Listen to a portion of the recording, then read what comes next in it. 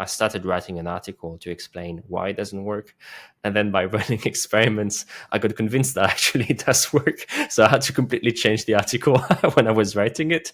And the conclusion is like, oh yeah, it seems to work, but also I'm not too sure, right? So maybe it's like use case dependent or whatever. But now I'm very convinced that it works. Software's eating the world, but AI's eating that too. Ship, learn, fix, that's how we get AI right. Look at your fucking data, keep that quality tight. Out of the lab, into the field, time to deploy. Real world problems, real solutions, that's what we employ. Welcome back to How AI is Built. This is Nicolay, and today I'm talking to Maxime Labonne, and I'm really excited for this one. Maxime is a researcher at Liquid AI, and he's the architect of some of the most popular, but also the weirdest open source models on Hugging Face. And he went from researching neural networks for his PhDs to now building these like Frankenstein models through model merging. And in this episode, we're going to talk about why model merging is a free lunch. And he has a bunch of prime articles out there. And if you're new to model merging, I would suggest that you first read those because we go quite deep in the episode. And why it's a free lunch? Because it just works, and no one really understands yet why. But they often beat expensive post-training by just, for example, averaging the weights from two different models. And we're also going to talk about, for example, how he uses this. So, for example, obliteration without retraining. And then we're going to also dive into how he does evaluation for model merging and how he actually determines whether it has made improvements or not, and his general thoughts on where the LLM space and the AI space is moving. Let's do it.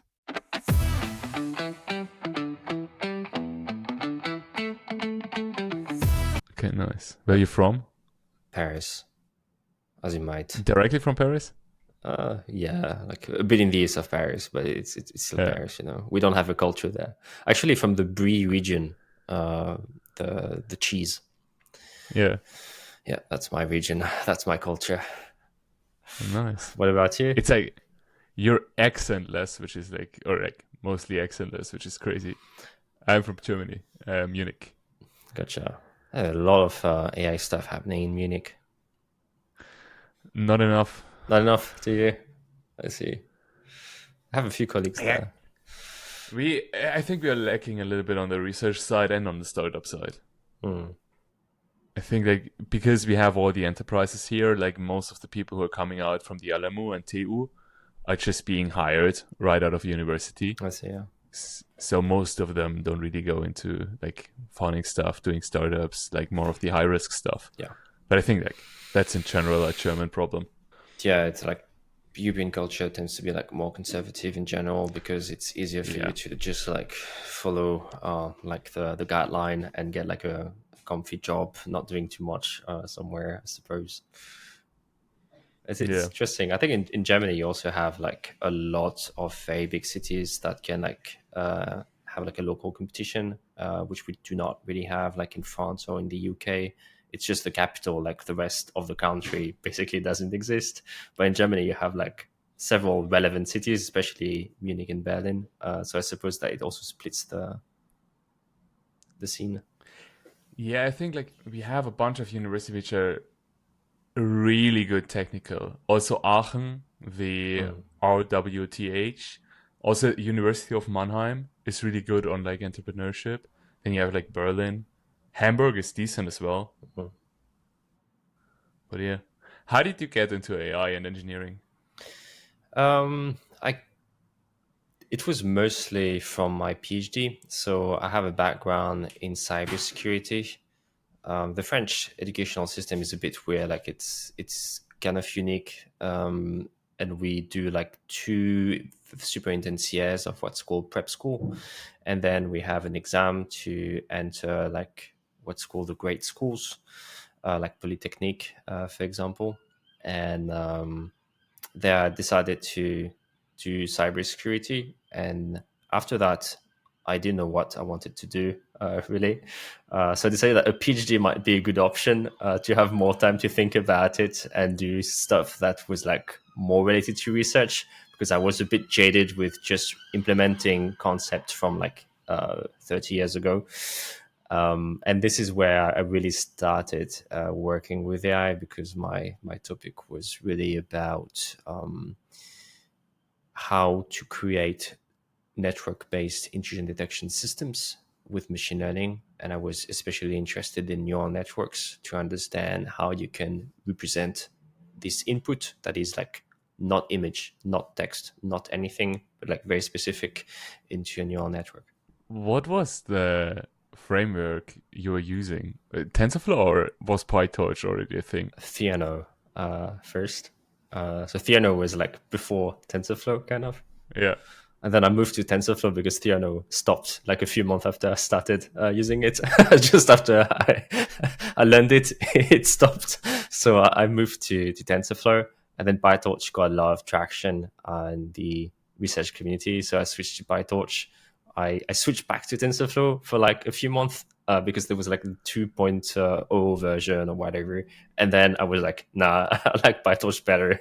And since then, I've been very faithful to PyTorch. Have you given Mojo a try yet? I tried it when it was released. I'm waiting for it to be like picked up by the community. I'm not like a pioneer in this sense. I'm just waiting for the network effects to take place, and I'll be happy to follow everyone. What's your thoughts about it? I think like they are making smart moves, making it Python compatible. Yeah. But I'm not sure whether the industry is ready to jump ship from CUDA and C. I think there's a lot of room for like competition and like a language that is not at the level of C and CUDA, but is more like intermediate, but still delivers like a ton of performance. I can see it working, but yeah, they will need to have like the network effect in full motion if Yeah. they want adoption. I would say we would need a revamp of the university system by a long shot. Because if you look at the papers which are coming out, like most of them are on NVIDIA GPUs and most of them are on PyTorch. And if that doesn't change, like most of the students are trained on this tech stack. So they won't adopt something new. I think when we would have a second player on the GPU market, which is as common as NVIDIA, it would make more sense to use something like Mojo, which you can use across different GPUs or different GPU providers. But I'm not sure. Until then, I don't expect it to pick up so much steam. Yeah, I I think I agree. Like it would make a lot more sense if AMD was a lot stronger in terms of competition. They're the main investor in Liquid AI, so they're really they're really trying their best to do it. I can say it from like a internal perspective, and yeah, I really hope that they will be as successful as possible, because it's never a good news when your industry has this kind of monopoly with Yeah. Nvidia. I think you also have like the different direction that we will see more specialized hardware for specific model architectures. That this can happen, and through that, like the monopoly is broken, but I'm not sure. Yeah, what I've seen so far is not super promising, honestly. I think that all this hardware, like super fast insurance companies, are burning money, making chips that are indeed faster, but at what cost, really? Yeah. So, like the cost effectiveness of this technology is far, far, far from being demonstrated. So it might be possible, but in a while, in my opinion. Yeah, and also it bangs a little bit on the architecture not evolving. Is there do you have like any technology that you would say I never want to touch that stuff again? Technology library. Okay, asking about the hot takes here. Yeah. I really hate Java, but haven't really worked a ton on it. But like my limited experience with Java has been like disastrous. I know that now it seems to be a bit more popular, but I still really hate this language in general. In terms of framework, I think I'm pretty easy. Like I don't even hate on LangChain or Llama Index. I think they're useful. They have like their purpose. So I don't particularly have hot takes in terms of libraries and frameworks. No. Yeah, nice. Let's maybe I want to move into like the topic already. I think before we start with that, what questions about your work are never being asked but should? And especially looking at like merging and obliteration. I think nobody asked me why we do that in the first place. Is it like a good idea in terms of like business or something? Like the purpose, the why is never a big question because it's more like focused on technical work. So yeah, I think that's something I'm never asked about. I think merging makes me really curious. So why do we merge in the first place? I think there are two main reasons why you want to merge models. First, if you have like you're training a model and you have different checkpoints and can be pre-training, can be fine-tuning, and they train on like kind of the same data set or something very similar. And here what you want to do is you want to take all these checkpoints and see if by merging the parameters together you create an even better checkpoint. And in most cases it actually works. It works for a ton of different reasons. This is nothing new. It's been done in pre-training for a long time. It's like model averaging. There's a long literature around this topic. So that's one thing about model merging. It can just make your checkpoints stronger. And the other way that you can do it, in my opinion, is when you want to merge different tasks. So you have a model that can do reasoning, for example, and a model that doesn't reason but is great at chat. Oftentimes you see that model that reason well are not particularly great at chat and vice versa, unless you're in the frontier model size. So you might want to do some merge between your reasoning and your non-reasoning model to kind of blend these capabilities together. So here it's a bit arbitrary. I'm not sure this is going to work very well, to be honest with you. Maybe it will require additional fine tuning to make it even better. But this idea of combining a task, like more good at math and more good at code, and merging these skills together is something that is also core to model merging. Are there any side effects that you have encountered frequently when you merge models? Like either on the positive or on the negative? I think model merging at the beginning, when I was using Charles Goddard library called MergeKit, it was a lot of problem related to tokenizers, because we used to have like this wild west in terms of tokenizers and chat templates, and like everybody would basically create their own version of the chat template and not follow any standard. So at the very beginning, model merging was kind of wild because you could completely break the chat template that the model learned, because you're just merging 10 different models with 10 different chat templates. So in the end, the model doesn't know what it's supposed to use. So that was a bit funny, but it was also an issue. And that led to maybe worse performance in terms of benchmarks than what it really is in real life. So there was like a big divide between vibe checking the models and actually like running evaluations on them. And on the positive side, I think that it's like incredibly efficient. Like it really works so well. At the beginning, when I started model merging, people did not believe it. I did not believe it. I started writing an article to explain why it doesn't work. And then by running experiments, I got convinced that actually it does work. So I had to completely change the article when I was writing it. And the conclusion is like, oh, yeah, it seems to work, but also I'm not too sure, right? So maybe it's like use case dependent or whatever. But now I'm very convinced that it works. And it's funny because in 2024, I could see like a lot of different companies picking this up and actually implementing it in real life. Meta did it. Allen AI did it, for example. Cohere did it. And now I'm sure that every company that trains large language models has some model merging in the process. Have you seen like any, because I always think like you have like big labs and then you have like industrial applications, like mostly really task specific stuff. And I have looked a lot. I haven't seen any stuff on merging for like more task specific fine tunes, for example.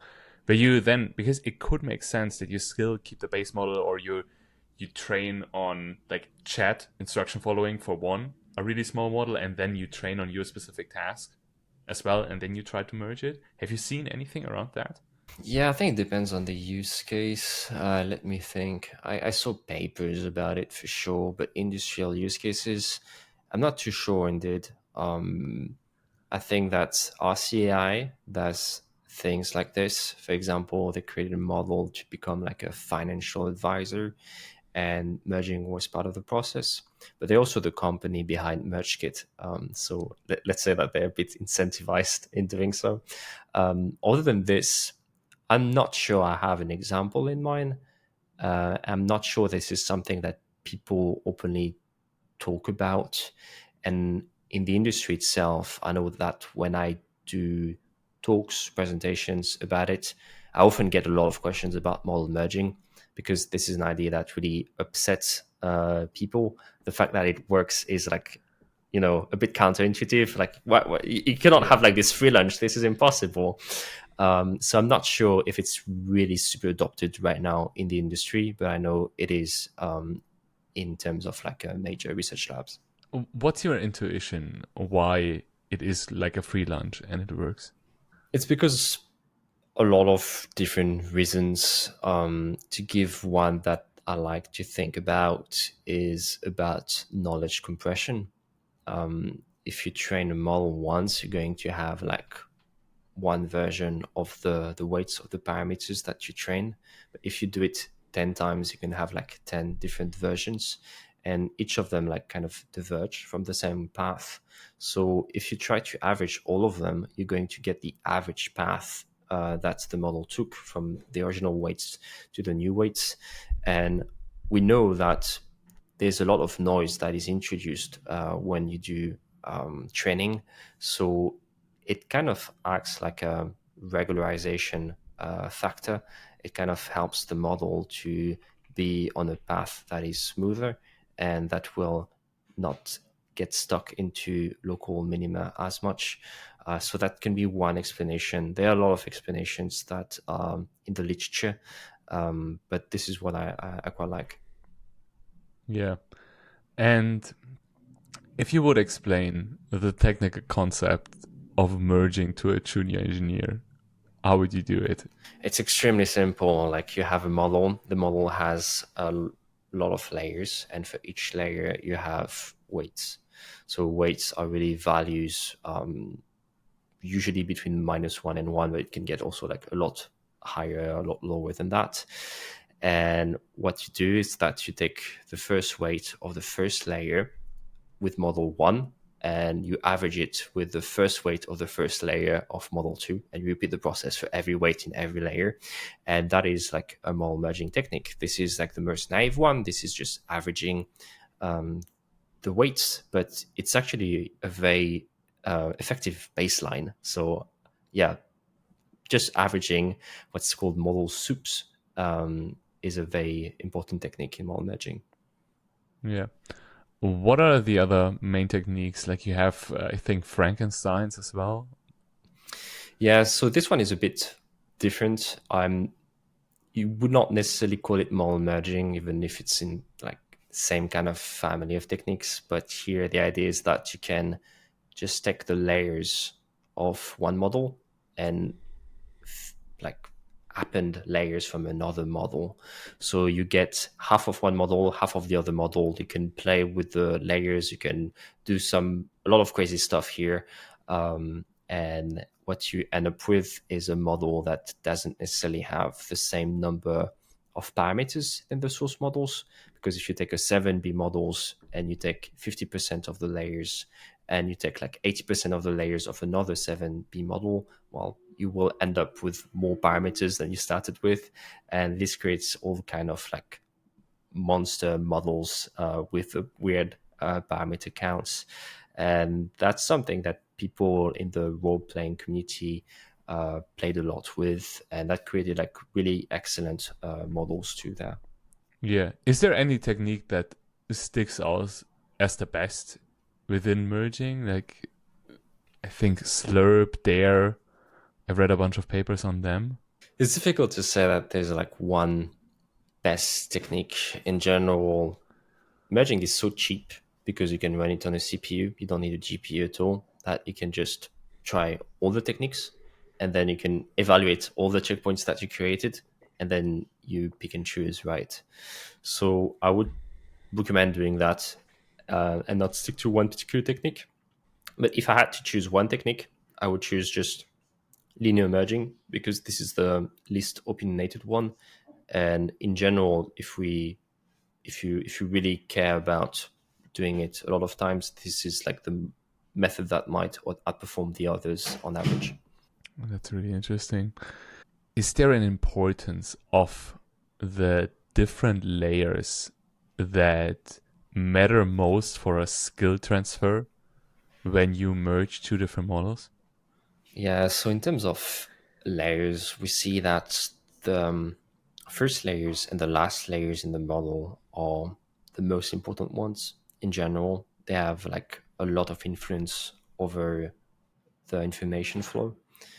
So they directly impact the output quite a lot. And then you have like the middle layers, and the middle layers, they don't add much. You can see it if you look at the input of the middle layer and the output of the middle layer. It's pretty much the same thing. It doesn't add too much information. So based on this, there are different schools of thought. What I like to do is playing with the middle layers a lot, because this is where it will not break the model too much. And even though they don't have a massive impact, usually what you want to do is quite subtle. You don't want to have a major impact on the final output.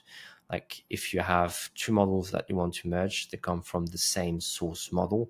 So it means that they share most of the weights. Like most of the weights will be either the same or not very far away from like the current value. So the middle layers in this case are probably what you want to target to do something very precise.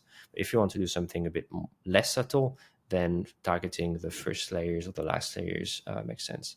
Can you weigh how much the weighing goes into the direction of a certain model based on the layers? So for example, if I'm doing a fine tune which targets more something representational, I could basically bias the earlier layers to this neural network, and when I have something that is more towards the end output, I target the later layers with this model.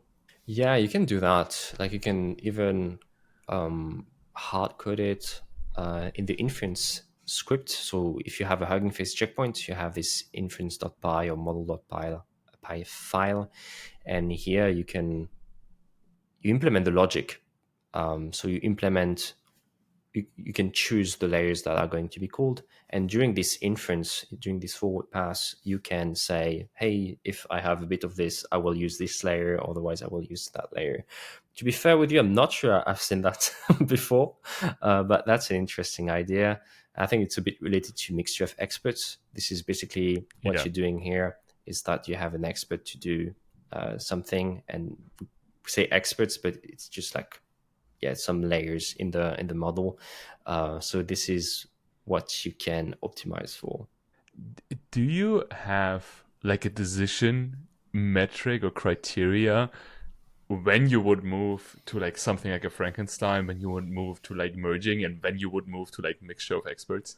Yeah, we'd always choose more merging. The other ones are more like freak experiments, but they're not very serious.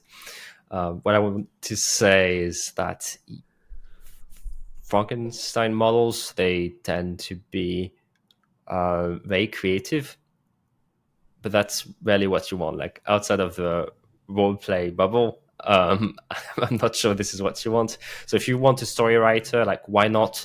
Because it's going to break your model in subtle ways, and that might give like interesting outputs, but usually this is not very reliable.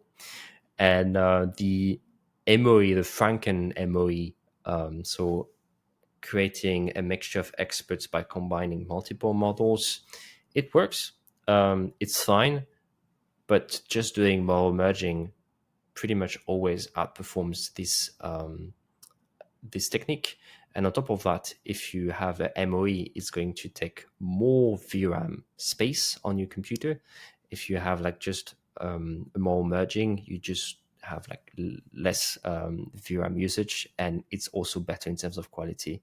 So I would recommend model merging in general. I think it's so interesting. I would love to hear like what is your typical workflow when you're starting something and you want to merge like two models, like going from like, okay, I want to get more performance in task X, and how do you actually run through the testing, setting up data sets, or like the vibe checks to actually understand, okay, which of my different experiments in the model merging performs the best? So what I would choose in general is not doing it with two models, but if I can, doing it with more models, like 6, 8, 10 models. In general, that yields better results. I would probably try something like the linear averaging I mentioned, like model soup, and also probably something like there, because yeah, they're very strong baselines in my experience. And then I think the evaluation part is indeed critical. It really depends on your evaluation framework. So model merging is very automated. It's very easy. You can produce a lot of checkpoints. So it means that all the logic, all the essential work that you need to do is actually on the evaluation side. So it really depends on your use case. Do you want to create a model that is like in general, like open LLM leaderboard style, better in terms of MML use or in terms of knowledge? It can be in terms of math. In this case, you have like this quite general purpose metrics and evaluations that you can run, or is it more for a specific use case? And in this case, you might need to create like your own evaluation. It can be with different options, A, B, C, D, and then you pass it. It can be with an LLM as a judge. There are different ways of doing it, but I would say that in general, model merging will be as good as your evaluations. And so it means that you need very good evaluations if you want to do it. Yeah. How do you decide when to layer a fine tune on top of the merging? Yeah, this is a good question. In general, this is a good idea to do. This is a good idea to do, and I would recommend doing it either with DPO. This is what I've done in my original article. So you show preferences. And the good thing about DPO is that it's quite subtle, so it will help healing the networks. Model merging is kind of a destructive process, and sometimes it's good to add a bit of training on top of it to make sure that everything works as intended.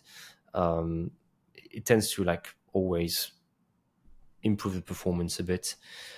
So doing a bit of DPO is nice because it's quite subtle, it's quite surgical, and that will help healing your network. And the other good solution, maybe the best solution, is to perform online distillation. So you have a teacher model and a student model. So here the merge model would be the student model, and you have this loop where the student model learns the output distribution of the teacher model, and that's also very accurate and efficient to heal the network. Yeah. Is there a certain minimum size you need to have in your models for merging to actually make sense and have an effect? I don't think so. I don't think so. I've done it with 1B models and it works very well. So I think it just works like across any parameter side. Yeah. Where do you see the biggest bang for the buck? I'm not even sure I necessarily see that. I would assume that doing it with bigger models is probably better, especially if you want to extract task, because they're a lot more redundant in their knowledge, which means that if you break them a bit, they're more resilient, and they can extrapolate a bit better. So it's probably more efficient with large models, but in practice, there's nothing obvious about it. It's more like a theoretical argument than something that I've experienced. Yeah. I feel like one of the part why merging is a little bit frowned upon is because it seems very like there's so much optionality.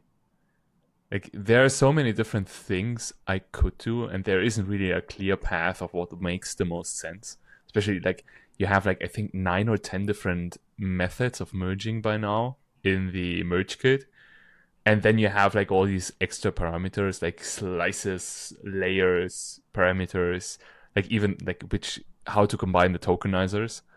Um, have you experimented around that? Like, what are the different combination methods for the tokenizers which you can use? Yeah, experience with it, but now I think the need is not that clear anymore because I mentioned it at the very beginning of like the more Yeah, merging work. Like, tokenizer, it was a bit crazy. Everybody would create their own chat templates, would create their own special tokens, and that would make merging very difficult and error prone. So I think that comes from this era, but now people try to stick to the chat template that is defined by the LLM provider. We have a lot of reserved tokens that we can use if you ever need like a special token, but there are also like a lot more special tokens now. So in general, there's no need to play too much with the tokenizer. But what you want to ensure is that you have the all the tokens that your model needs in the tokenizer, and that your model is not going to try to use a token that is actually not part of your tokenizer.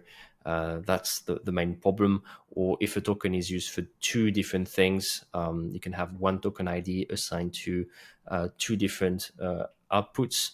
And that would also be a problem. So those are the two things I would be careful about. But in general, now it's kind of a fixed problem. interesting. Because you talked about it before that the Franken models often have like really unexpected behaviors and break a lot of stuff. Does do they also break the trained in safety mechanisms that the models have? Oh, it's a good question. I don't think I've tried that. An example of a Franken model that I made and got really popular was this idea of making a very, very big llama model. So I made one with 1 trillion parameters by duplicating layers. It was like a kind of self-merge, self-Frankenstein model. And this one, I don't think that anybody has tested it, but I did a smaller version of it before, and this one was tested, and people like Eric Hartford said that it was like actually very, very creative. And I think that he also noticed that it was probably less safe. It was not as prompt at outputting refusals, but I'm not too sure. I would assume that yes, because it breaks stuff, it can also break the safety layer, which is quite brittle in the first place. But I'm not sure I remember experimental evidence of this. Yeah, and I think that already leads us to your obliteration work. Can you maybe define obliteration? Why did you pick that term, by the way? So I'm not the one who coined the term. That's someone called Failspy, and yeah, I think he had a lot of fun with the name. So obliteration is the process of removing the refusal direction inside of the model. So when you ask something to a model that was safety trained, if you ask how to make a bomb, the model will say, well, I cannot help you with that because it contradicts my blah, blah, blah, blah, blah, blah. And we used to model yapping at us like this quite a lot. The worst example was probably Cloud 1 or Cloud 2. They were like really, really safety trained to the point where they were not useful at all. And what people were mad about is the fact that the safety layer tends to be maximalist. And when you ask a model, how can I kill a Python process? Some of them would say, I'm sorry, but I cannot help you kill anything. even a Python process. Uh, so yeah, it really made people quite mad about it. So that's where there was this blog post about model orthogonalization, and the idea was, hey, actually, all this safety training forces the model to output a refusal, and this refusal, actually, the model knows it's going to refuse or accept your query when it outputs the first token. So it means that we can change the weights of the model so it can never refuse it. And that's the idea behind obliteration. It's modifying the weights of the model so the model can never say no to any query. So it's more of an experimental research project, because there are other ways of doing it. Fine-tuning is a great way of doing it. But it's fascinating that with obliteration, you do it without retraining the model. It's a training-free method to modify the behavior of the model, and that is very exciting to me. How do you find the direction? That's a great question. So to find the direction, you want to compare baseline prompts, so like harmless one, where the model will say yes, like no problem. And you want to compare them with prompts where the model will say no, that will trigger a refusal. You compute that from every layer. So you just do a forward pass, but during your forward pass, you check in every layer of the model, okay, like what's my activation? And you can make the difference. You can take the difference of the activation between the harmless prompts and the harmful prompts, and that will give you directly the refusal direction. And this is the refusal direction that you want to use to subtract to every layer. And after that, the model cannot refuse your prompts.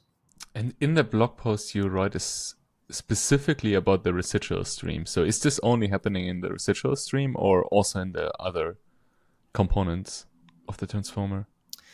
Yes. So here you're interested in the output of every layer of the model. So there are different ways of seeing this. The residual streams are like the output inside of every transformer block. But you can also do it with the activations, which are the output after each transformer block. So in my original article, I use Transformer Lens, a library that allows you to get these residual streams. The problem with that is it takes a lot of VRAM.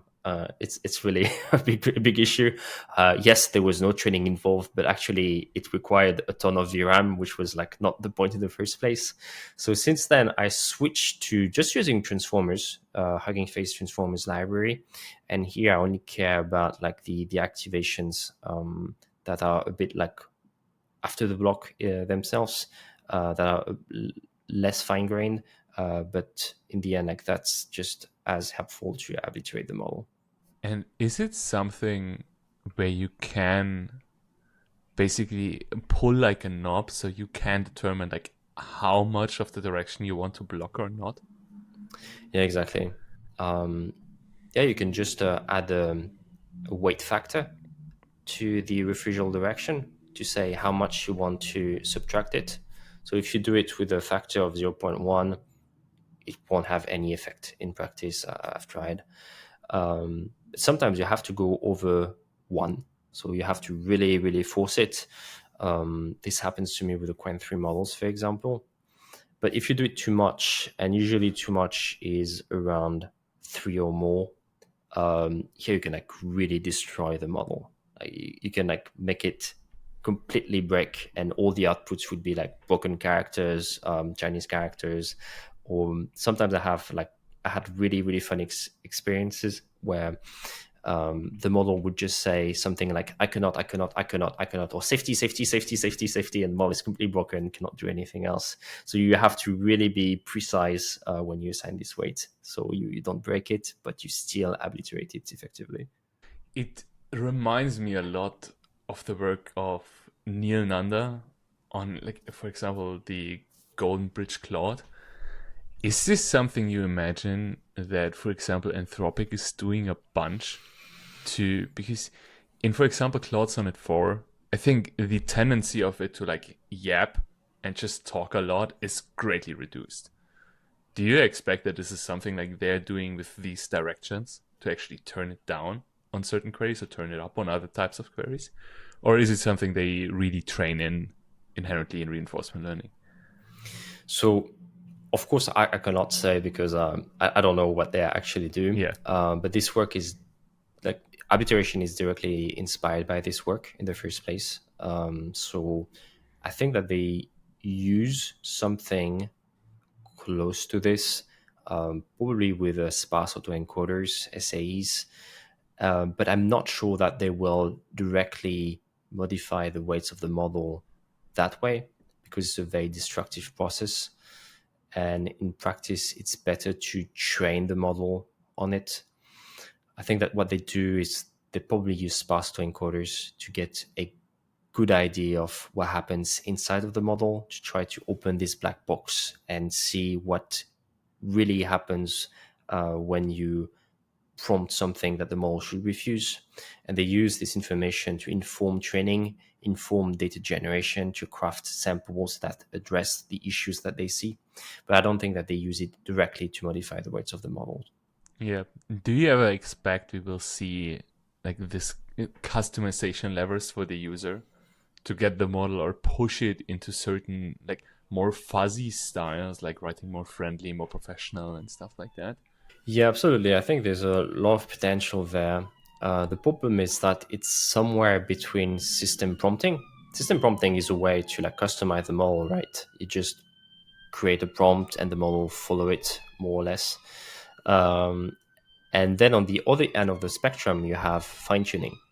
And fine tuning is great at changing the behavior of your model too, because you directly teach it how to do it with explicit samples. So being in the middle of these two techniques is a bit hard because you need to be more expressive than system prompting, but you will never be as expressive as fine tuning. So I think there are use cases where this is relevant. This is what I like calling latent fine tuning. And it's a way of doing fine tuning without training the model, which means that you could do it on your laptop, for example, and you could do it in environments where you just do inference because it's not very costly. It can take some time, however, to do, but I'm sure that there are optimizations to find here. It just hasn't been very much explored. The thing is how to find use cases that go beyond just removing refusals, because removing refusals, it's good, it works, but it's not such a popular topic. It's not that something people want to do like on their own, but something like you said, making it like maybe more personal. I think that's very important, and I would like to see this kind of work. Yeah. Yeah. Have you played around with the refusal direction? Have you tried to make it more fine grained? Because Claude or Anthropic always had this like helpful, harmless, and honest. Did you actually try to maybe split it up into different like safety vectors or like obliteration vectors? So I tried different things in terms of use cases. For example, I tried removing the English language from a model, like making it impossible for it to answer in English. And I think that was not super successful. I tried doing it with French. Like it's impossible for the model to answer in French, and that was successful actually. The model could not speak French at all anymore. Another use case, another example that FailSpy did was making the model very melancholic. So you have a model that is completely depressed, and that's just with arbitration. It's going to really change the behavior itself. But more fine grained, like harmless and stuff, I haven't tried to do it, but I'm pretty sure this is the kind of behavior you can instill with arbitration. Then the idea is, okay, you can do it, but is it as good as fine tuning a model on it? What's use case? Can you actually do it in production for a real use case? Because it's all fun games when it's a research project, but is it actually helpful to create a product? This is an open question, I think. I think it makes only sense if you would want to expose it to users or you want to use it live as a lever that you can basically pull if you classify a query or like a user request in a certain way.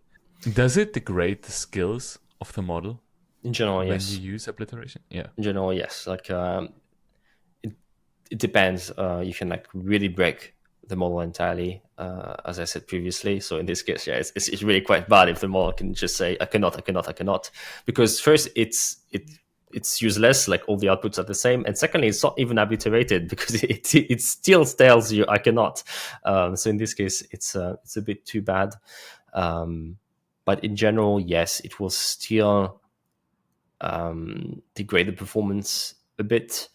I think that if you're careful about the level of scale, the weight factor that you use, you can diminish this as much as possible.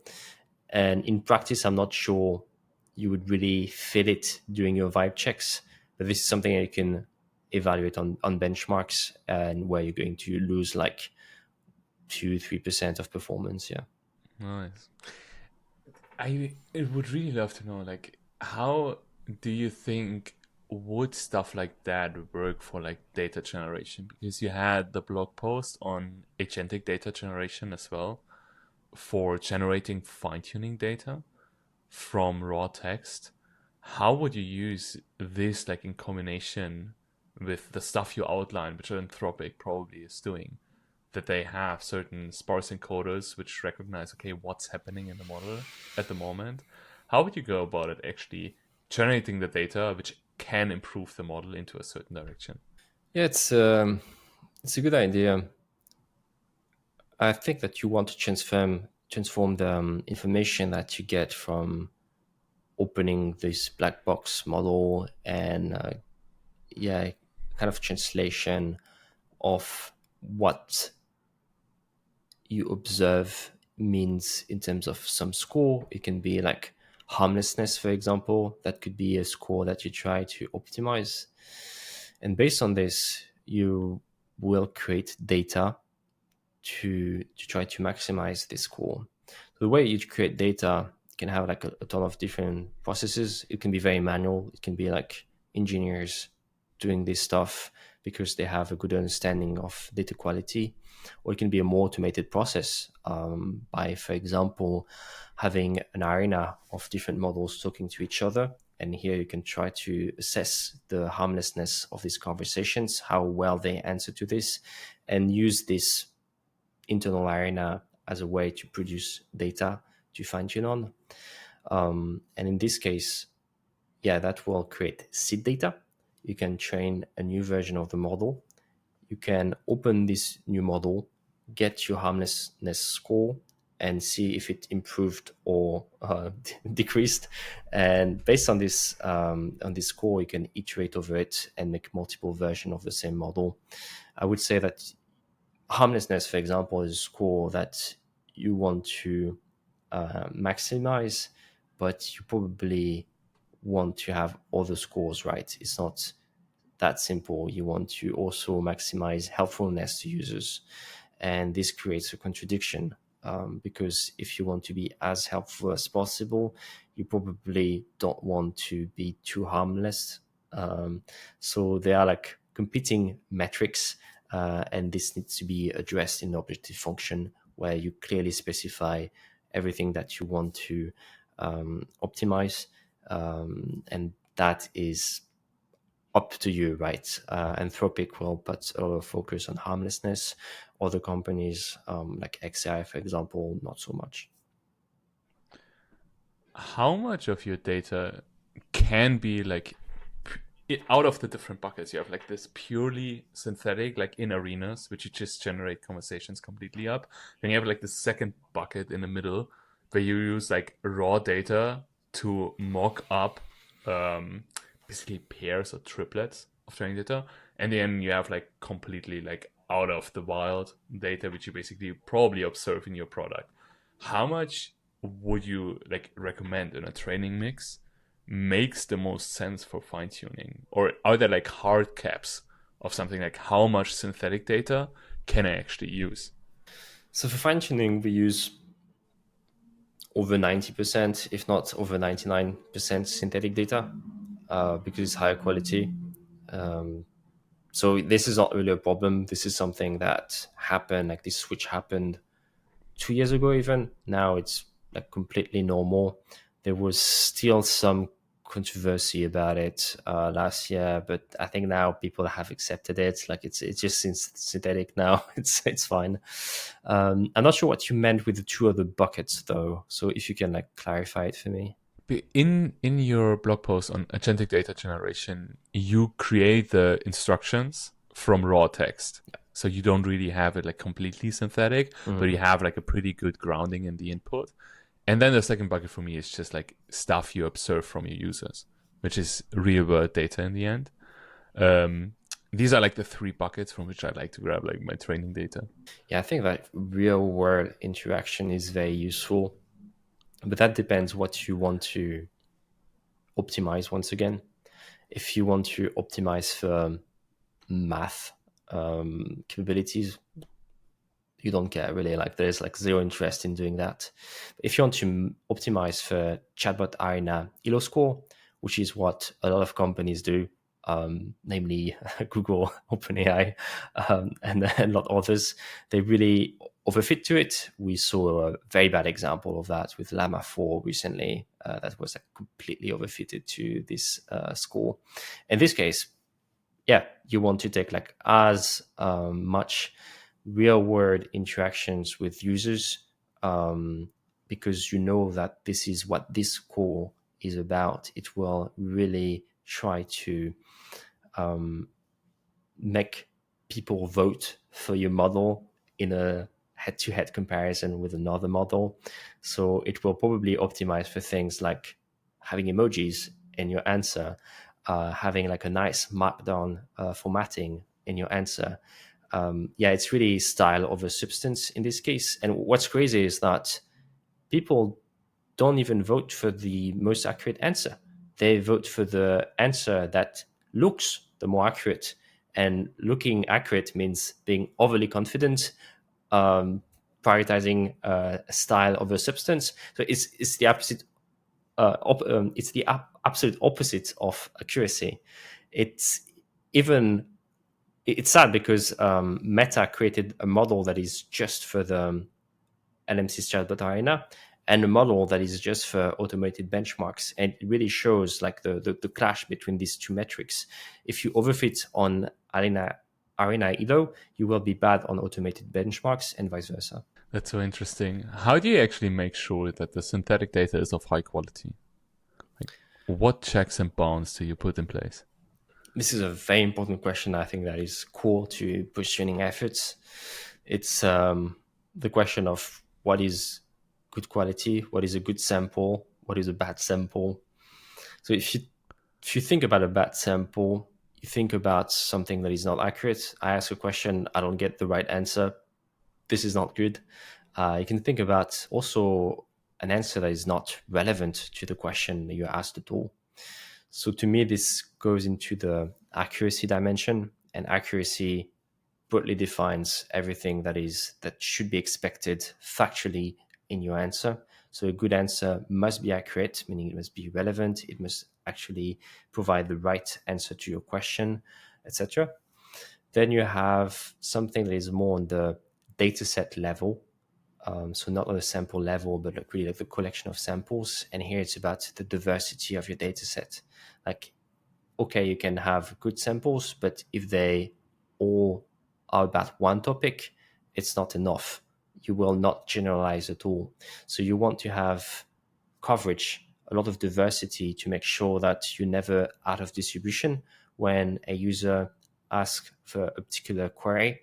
And that is difficult to quantify, right? That is really difficult to maximize. And the good thing with this real world conversation is that humans are very stochastic. They will ask the craziest questions. So this is actually very good in terms of diversity. And finally, you have complexity. And for complexity, this is everything that is related to reasoning, chain of thoughts, all that stuff that allows the model to reason, to answer more complex questions that really challenge the models. Because it's easy if you keep asking the model questions it already knows the answer for.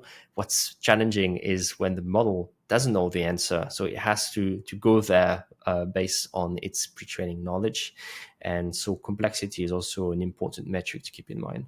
That's really interesting. What are the different ways to actually measure the dimensions beyond like expert review? Unfortunately, like expert review is very, very important, and it's very difficult to have good data taste. And I think that humans in general are quite bad evaluators of data, like really me included. We're just not very good at determining what good data is for LLMs, because LLMs are completely different from us. But yes, there are still ways of doing it. So for accuracy, for example, if you have math data, you can try to extract the answer. You can probably try to find a ground truth answer for this particular query. For example, if it comes from real exams, it's easy to find. If it doesn't come from real exams, you can ask multiple models and do like majority voting, for example, to extract the ground truth and just compare them together. That can be a way of doing it. Diversity is a lot harder to quantify. You can try to do it with embeddings, for example. There are map, nomic atlas, for example, that really show you the distribution of all your data. You can see in terms of clusters, you can try to label your data. This is math, this is code, this is instruction following, and see the proportion you have of every cluster in your final data set. Maybe you have too much math and not enough code, for example. This is a signal that the evaluations will provide you. If you suck at math, I probably need more math, on the contrary. And finally, complexity.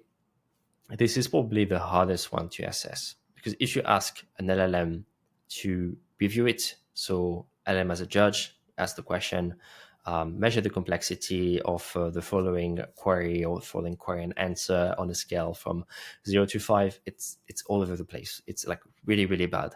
So you can try to infer it.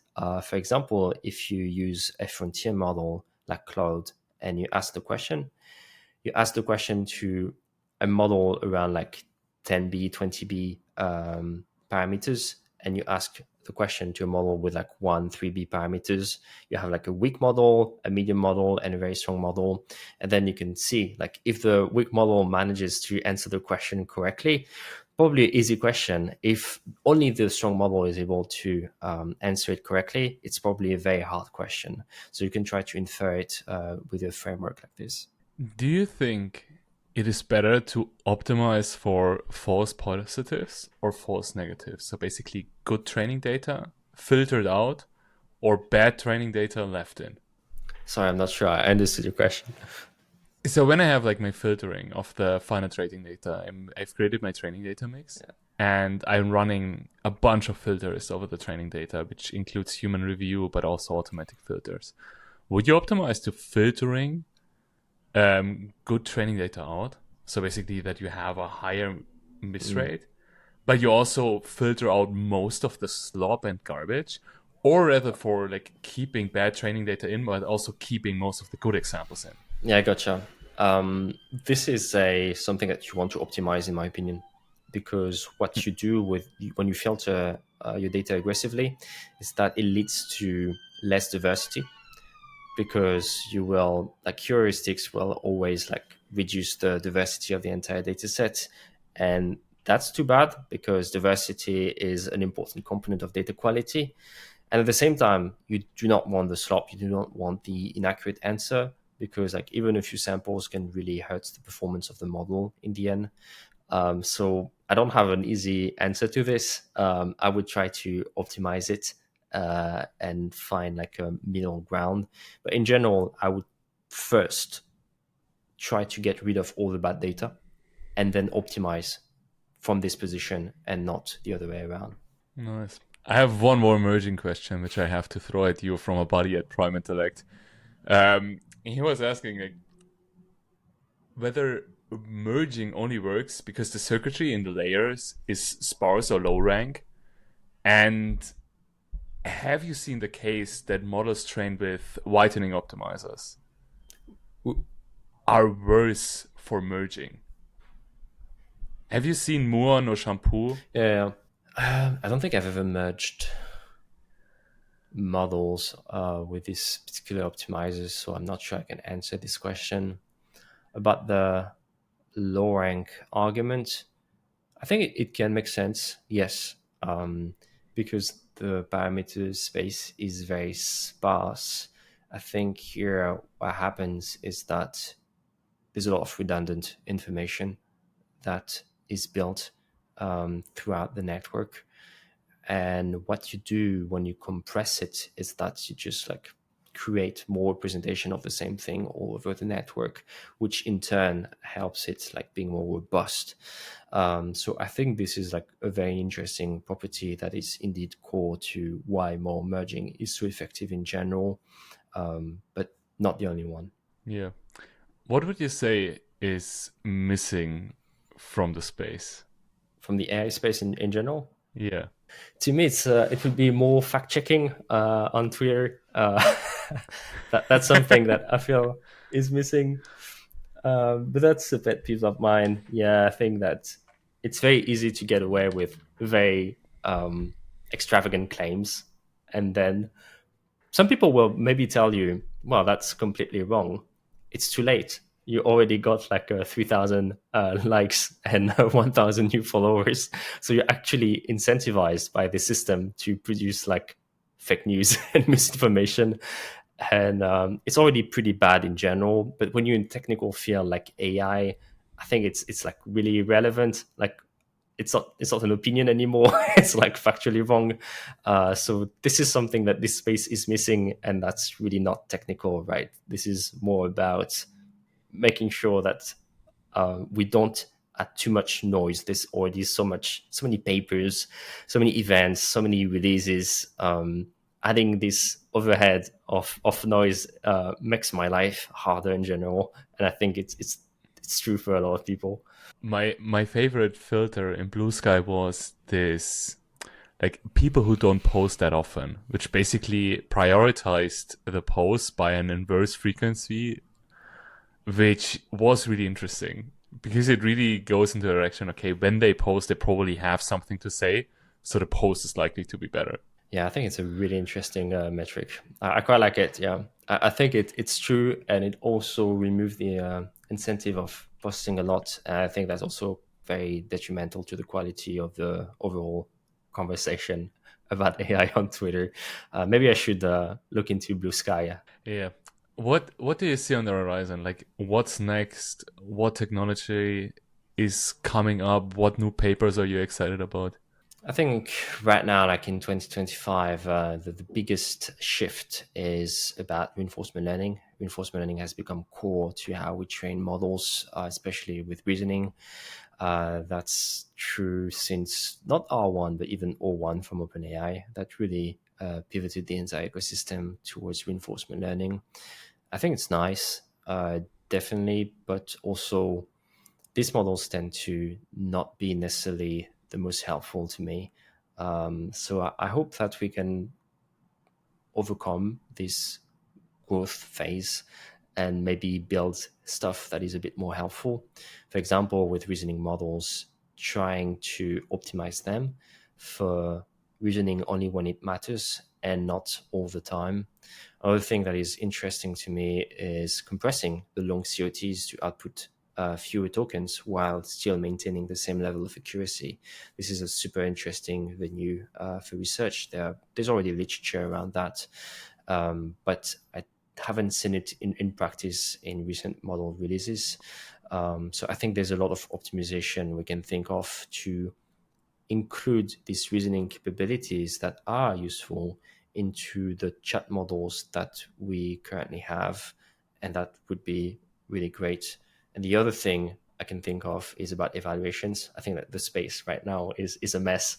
Like automated benchmarks are not enough. LMC's chatbot arena has a very strange business model where they sell the data big tech companies use to ace their own evals. So it's kind of a loop.